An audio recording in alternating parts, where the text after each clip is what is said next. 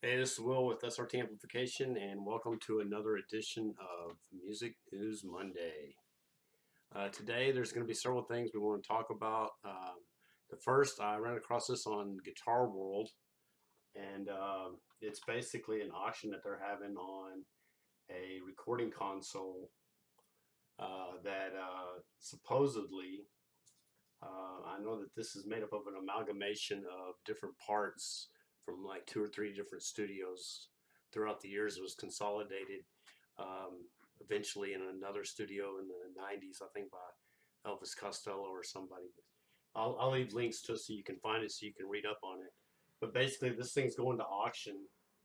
Supposedly, the Stairway to the whole Led Zeppelin 4 album, including Stairway to Heaven, was recorded on pieces of this recording console here. Also, Eric Clapton's After Midnight, um, Rolling Stones, Jimmy Cliff, Jeff Beck, all kinds of all kinds of stuff between 1970 and 74 was recorded on this thing. So, if you click down here on the bottoms.com, and I'll leave a link to this Guitar World site. If you click on this link right here to bottoms.com, Bottoms is like one of the big auction houses. I believe it's in England. I'm really not sure. But if you click on it, it's got the auction listing, the lot details, everything about it, the whole history. Down here it gives the literature, gives the provenance, everything about it. I don't know what this thing's going to go for, but I'm sure it's going to be a pretty penny. So if you want to read more about this, like I said, I'll leave links in the comments and you can check it out. For the next thing I wanted to talk about is this thing I ran across on Amazon. And basically what it is a Oreo music box. So I guess it comes with cookies and everything. But one of the things on it is it's got this cardboard box that you can convert into a, I was going to say a record player, but it actually plays Oreo cookie. So it's got a little turntable there with a platter. You stick your Oreo cookie on there. It's got a little arm with the stylus on it. And based off the ridges of the Oreo cookie, it plays some kind of music. So I'll leave a link to this. This might make a good Christmas idea for you audiophiles out there who have played everything underneath the sun except for an Oreo cookie. So I thought that was pretty neat. Um, Looking at that old recording console, I was reminded of a video I had seen several weeks ago about a recording studio in England that is entirely comprised of old 50s gear. So, you know, your 50s EQ, your 50s mixers, 50s microphones, everything about this recording studio is from the 50s. And I just wanted to play you a little clip right here of it. I'll put a link to this down in the comments as well.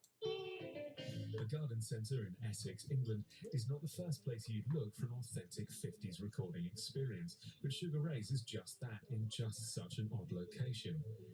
We visited to learn about the studio and what it's like to work and record with 50s gear in the modern day. The songs we recorded with Race with the Devil are available to download from the Sound on Sound website. Check below for a link. I thought it'd be interesting today to look at the effect of adding microphones. In a sense, if you think of this, I apologize for the sound there. It was coming through my computer speakers onto this microphone, and it didn't sound too good. But the video really sounds spot on the actual YouTube channel. So apologies there. So anyway, you can go on and watch the rest of this video.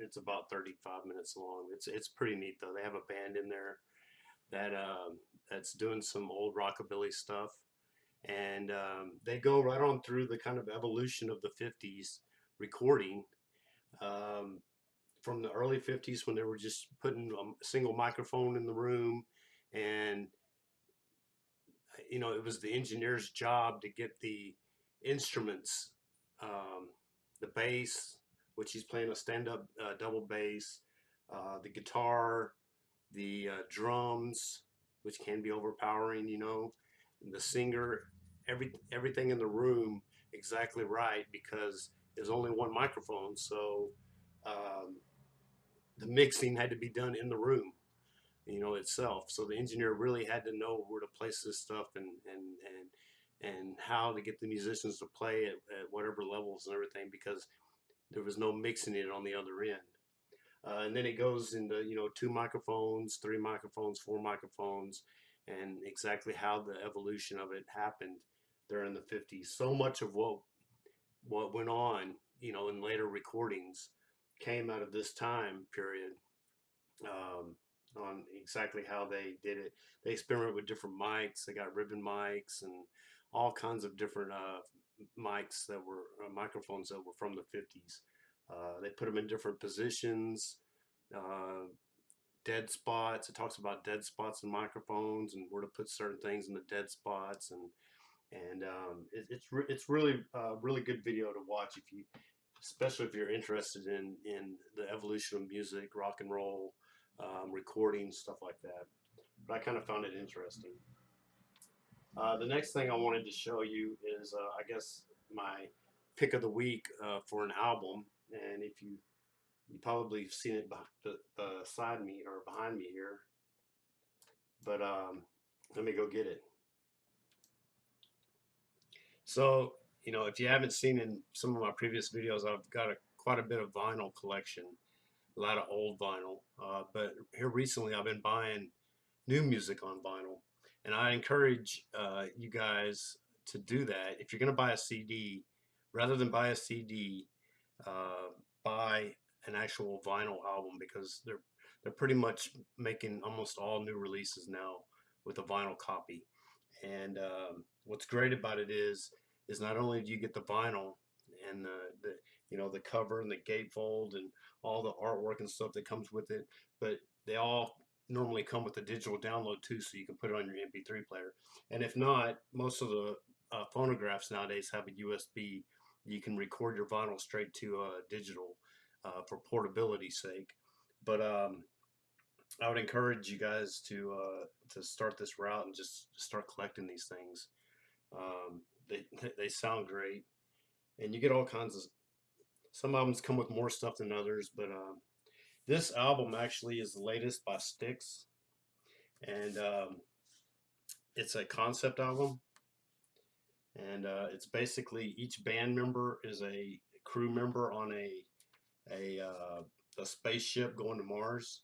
And you can kind of see here on the cover, it's kind of a turntable, but it's also a porthole for the spaceship that they're on, and they're looking out to Mars and going to Mars. And the whole album's based around this mission to Mars. So it's got that. It's got this. This is what the album looks like here.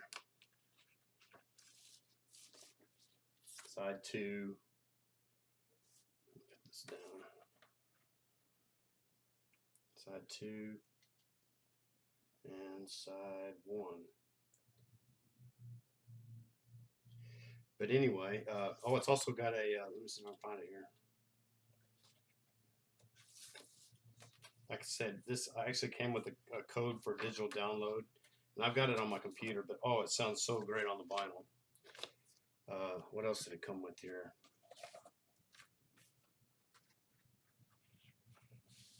Oh, came with this. It's kind of like a mission brief. You know, it gives the mission, and then this is like the seal, kind of like the NASA seal. It's official document, internal use only. So it gives, like, you know, from the Office of the Global Space Exploration Program. It's all made up stuff, but it's pretty neat. Gives all the lyrics to all the songs, and then it's got some stuff on the back here. Thanking everybody. And I think this has, oh yeah, it's got pictures of the band here. on the back of the sleeve. So yeah, that's it. That's the. It's just great. I love to have the physical, actual physical media in music. You know, you can go on iTunes and whatever, Google Play and all that stuff, and just purchase music. But you really miss out because a lot of the music that you hear on the radio, you know, and you say, "Oh, I like that song," so you go buy that song. But that whole album, you know, you miss out on the rest of the songs that are on that album. And sometimes there's some really good songs on that album. So for my pick of the week, Styx, The Mission. I just saw these guys a few months ago actually in concert with Joan Jett and I forget who else was with them. Joan Jett and Styx and Tesla were all together. It's kind of a odd pairing or odd trio of bands, but Styx was great. I've seen them probably 4 or 5 times, you know, throughout their career, but they're still really, really good. And so that's my pick of the week. Okay, so I hope you guys enjoyed the Music News Monday for this week. And if you haven't subscribed yet, please hit subscribe and like this video. And probably in a couple of days, I'm thinking maybe no later than Tuesday or Wednesday, I'm going to have a video of the finished or near finished the Darson amplifier. We're going to plug into it and do a sound check and see how it sounds, and show you exactly what I did when I, you know, gutting it, and how I wired it up, and what circuit I used, and what modifications I made to the circuit, exactly how I went about doing it, and what I would do differently if I had to, you know, do this project over again.